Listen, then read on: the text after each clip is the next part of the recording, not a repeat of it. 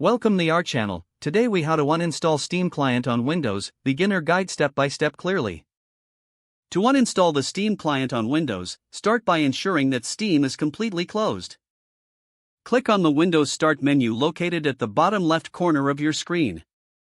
Type Control Panel into the search bar. Click on the Control Panel app in the search results. In the Control Panel, look for Programs and click on it. Next, select Programs and Features. A list of installed programs will appear on your screen. Scroll through the list until you find Steam.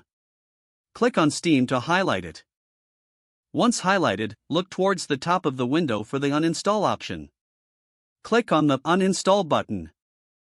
A confirmation window may appear asking you to confirm the uninstallation. Click Yes to proceed with the uninstallation. Wait for the uninstallation process to complete.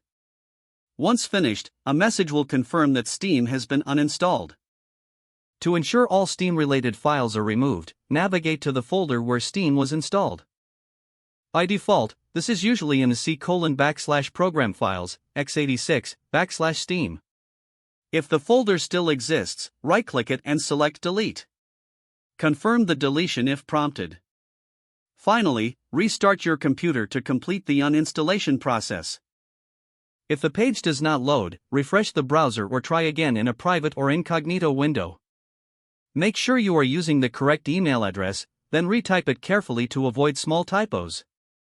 If your password is not accepted, use the reset option and create a new strong password you can remember. Check your spam folder for verification or security emails, then complete any requested confirmation steps. Enable two-factor authentication if available to improve account security and reduce unauthorized access risk.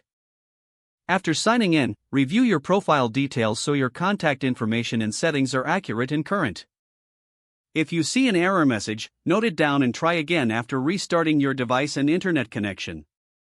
Log out when you finish, especially on shared devices, to keep your account and payment information secure.